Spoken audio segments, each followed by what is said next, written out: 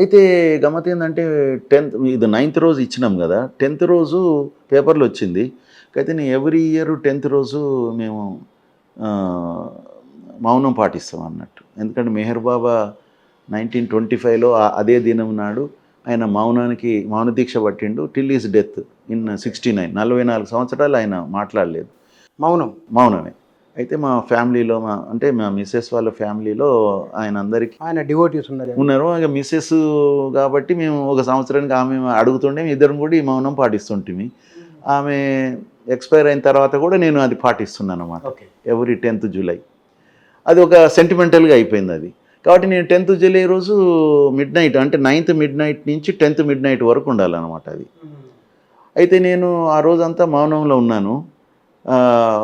నాకు unfortunately minister గారు మన గౌరవ మంత్రి గారు ఉత్తమ్ కుమార్ రెడ్డి గారు 4 సార్లు ఫోన్ చేశారు. ఒక గంటలో. అయితే నేను మెసేజ్ పెట్టాను వాళ్ళ పీఏకు. సార్‌కి చెప్పండి నేను ఈరోజు మౌన దీక్షలో ఉన్నాను. నేను రేపు మార్నింగ్ మాట్లాడగలుగుతాను అని. ఇక వారు తర్వాత మా ఫ్రెండ్ రమణ నాయక్ కూడా ఫోన్ చేసి మా జగదీశ్వర్ గారి ద్వారా వాళ్ళు ఎవరు చేసినా ఎవరు లేపుతలేరు. నేనేమన్నా మెసేజ్ ఇవ్వగలుగుతా కదా! వాళ్ళు చూసుకోకుంటే ఎట్లా? ఒక జగదీశ్వరే నేను చెప్పిన అన్నిటికీ టక్కున రెస్పాండ్ అయ్యి వాళ్ళకు ఫోన్ చేసి మాట్లాడి మీ మెసేజ్ చూసుకోండి అంటే రమణ ద్వారా మళ్ళీ మినిస్టర్ గారికి చెప్పడం జరిగింది. ఓకే అన్న. తెల్లారి మినిస్టర్ గారు కూడా మాట్లాడిండ్రు 11th రోజు. మాట్లాడి వారికున్న ఇవి మీరు నన్ను గెలవవలసి ఉంటుంది కదా మొదలు నాకు ఇస్తే సరిపోతుండే కదా మీరు ప్రెస్కి ఇచ్చే బదులు అంటే 2.5 సంవత్సరాల నుంచి మీ యొక్క అపాయింట్మెంట్ గురించి మీరు ఎక్కడ అవపడితే అక్కడ అడిగినాం కదా సార్. చెన్నారెడ్డి సమాధి దగ్గర అడిగినాం, జయపాల్ రెడ్డి సమాధి దగ్గర కూడా అడిగినాం, నాన్నగారు చనిపోయినప్పుడు కూడా అడిగినాం వచ్చి, దాని తర్వాత ఇన్స్టిట్యూషన్లో అడిగినాము, తర్వాత ఇంటికి వచ్చి అడిగినప్పుడు మీరు ఏం చేశారంటే మీ క్లర్క్ వారి మీ పిఏకు చెప్పేసి వీరి దగ్గర డేట్ టైం తీసుకోమని చెప్పారు. మేము డేట్ టైం ఇచ్చిపోయాము.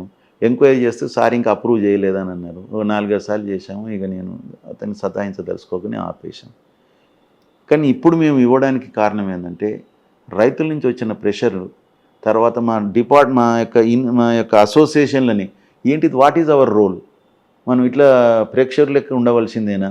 మన రోల్ లేదా? మనం తెలంగాణ గురించి ఇంత పోరాటం చేసినప్పుడు తెలంగాణ మొత్తం ఈరోజు కరువుకు బలి అవుతున్న టైం లోపట ఒకటే ఒక రివర్లో నీళ్లు ఉంటే ఉన్న సిచ్యువేషన్ని మనం గవర్నమెంట్కు మనం వివరించి ఏదైనా చర్య తీసుకోవడానికి మనం ఒక లెటర్ రాస్తే బాగుంటుందేమో. ప్రెస్ మీటే పెట్టాలని చాలా గట్టి డిమాండ్ ఉండే.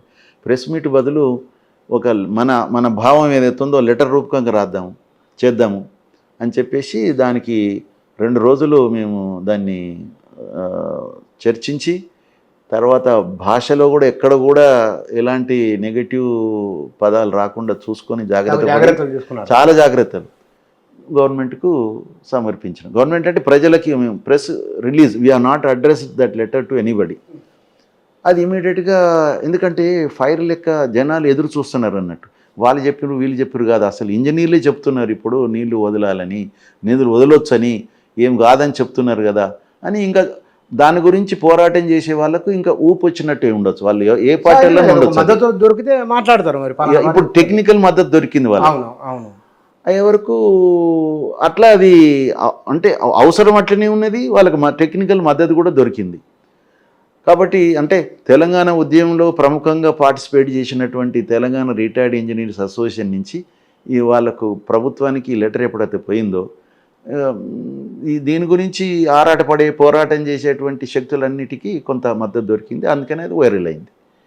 అయితే తర్వాత మినిస్టర్ గారు కూడా మాట్లాడి మనము ఆ రోజు 11th రోజు మనం కలుద్దామని అన్నాడు. సార్ మీరు ఎప్పుడు పిలిస్తే అప్పుడు రావడానికి సిద్ధం అన్నాం.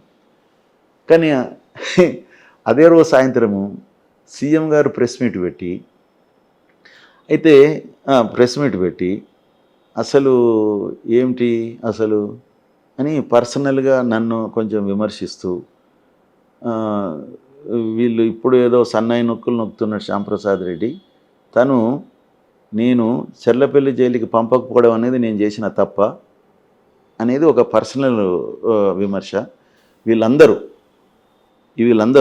ఎవరైతే దీన్ని కోరుతున్నామో సంతకాలు పెట్టినామో నలుగురం, నేను సెక్రటరీ వెంకటేశం, తన్నీరు వెంకటేశం, తర్వాత మా ఆనరీ ప్రెసిడెంట్ దామోదర్ రెడ్డి గారు, తర్వాత మా అసోసియేట్ ప్రెసిడెంట్ అయినటువంటి సాంబయ్య గారు, రిటైర్డ్. ఈ నలుగురు సంతకం పెట్టి ఇచ్చినాం మేము. అయితే వీళ్ళందరూ కాళేశ్వరంలో జరిగిన అవినీతిలో భాగస్థులు, భాగస్వామిలో భాగస్థులు ఏదో అన్నారు. కాబట్టి వీళ్ళందరినీ చెల్లపల్లి జైలుకి పంపకపోవడం నా తప్ప అని అన్నారు. అసలు అది కొంతమంది విని మీ మీద చాలా కామెంట్, అరే అట్లా కామెంట్ అండి, ఎగ్జాక్ట్లీ 5 రోజుల క్రితం 8th రోజు అనుకుంటా బహుశా, వారు ఒక ప్రెస్ ఎక్కడో మీటింగ్లో మా అప్పుడు 2015లో మేము అప్పుడు కేసీఆర్ గారు తుమ్మడిహట్టికి ఆల్టర్నేటివ్గా ఇంకేదైనా సజెస్ట్ చేయండి అని చెప్పేసి ఒక కమిటీని వేసేసి అందులో ఇటీవలనే కాలం చేసిన మన అనంతరాములు గారి నాయకత్వంలో వారు, చంద్రమౌళి గారు, వెంకటరామారావు గారు, దామోదర్ రెడ్డి గారు, నేను ఈ 5గురితోనూ ఒక కమిటీ వేసేసి మీరు సజెస్ట్ చేయండి అంటే మేము ఇంకొక తుమ్మడి హట్టి కాకుండా ఇంకొక వేములపల్లి అనే దగ్గర ఒక సైట్ను కూడా మేము సెలెక్ట్ చేసినాం అన్నట్టు. అయితే అది చేసాం మేము యాక్చువల్గా దాని మీద. అయితే మేము అందులో మేము మేడిగడ్డ అనేది మేమే సజెస్ట్ చేయలేదు. అయితే మేము వ్యతిరేకించింది ఏంటంటే మేడిగడ్డ దగ్గర బ్యారేజ్ కట్టి డైరెక్ట్గా దాన్ని మిడ్మానేర్కి తీసుకుపోయేదనే దాన్ని మేము ఖచ్చితంగా వ్యతిరేకించినాం అన్నట్టు. అయితే ముఖ్యమంత్రి గారు అంటే మేము వాడిన పదవి ఏంటంటే constructing A barrage at Medigadda, across river at Medigadda and taking it's water directly to Mid Manair is not advisable. This was our wordings. ఇక కాబట్టి ముఖ్యమంత్రి గారు వారు ఏ భావనలు ఉన్నారంటే వీళ్ళు వారే కమిటీ వేశారు కేసీఆర్ గారు, ఆ కమిటీ మెంబర్లే ఇక్కడి నుంచి తీసుకుపోవద్దని చెప్పినప్పుడు వీళ్ళ మాట ఖాతరు చేయకుండా అక్కడ కట్టేసి దాన్ని కూల్చేశారు అనేది చెప్పుకుంటే 3 ఏళ్ళ నుంచి చెప్తున్నారు, 3-4 ఏళ్ళ నుంచి చెప్తున్నారు. వారు ముఖ్యమంత్రి అయిన తర్వాత కూడా అసెంబ్లీలో చెప్పారు, అక్కడ చెప్పారు, ఇక్కడ చెప్పారు. 8th జూలై రోజు కూడా ఏదో మీటింగ్లో మా పేర్లు తీసుకొని వీళ్ళు నిష్ణాతులు, తెలంగాణ ఉద్యమంలో చాలా ప్రముఖంగా పనిచేసిన వాళ్ళు, నిస్వార్థులు, ఇక మాకు అన్ని సూపర్లేటివ్స్ అన్నీ ఎప్పుడు చెప్పినా అదే చెప్పడం, చాలా గౌరవంగా మాకు స్థానంగా ఇచ్చారు ముఖ్యమంత్రి గారు. అదంతవరకు వారికి మేము థ్యాంక్ఫుల్. అయితే అంతకంటే ముందు ఒకసారి పాలమూరు రంగారెడ్డి ప్రాజెక్టు విజిట్ చేసినప్పుడు అక్కడ కూడా నా పేరు తీసుకొని శ్యాంప్రసాద్ రెడ్డి వాళ్ళ బృందం వారు, పాలమూరు రంగారెడ్డి యాక్చువల్గా జూరాల నుంచి ఉండే, అయితే వీళ్ళ మాట ఖాతరు చేయకుండా కేసీఆర్ శ్రీశైలంకి వెళ్ళిపోయిండు అని అక్కడ కూడా మాకు కితాబ్ ఇచ్చిండు అన్నట్టు. అంటే అక్కడ జూరాల అని వీళ్ళు చెప్తే ఆయన శ్రీశైలం పోయిండు, ఇక్కడ వీళ్ళు తుమ్మడిహట్టి దగ్గర కట్టాలన్నాం మేము, అది వాస్తవమే, అది వీలు కాకపోతే వేములపల్లి అని చెప్పినాం. అయితే ఇక్కడ కూడా వాళ్ళు అది చెప్పారు, చెప్తే ఆయన ఇక్కడ కట్టాడు అని 2 ప్లేసులలో కూడా మాకు చాలా కితాబ్ ఇచ్చారు మన ముఖ్యమంత్రి గారు.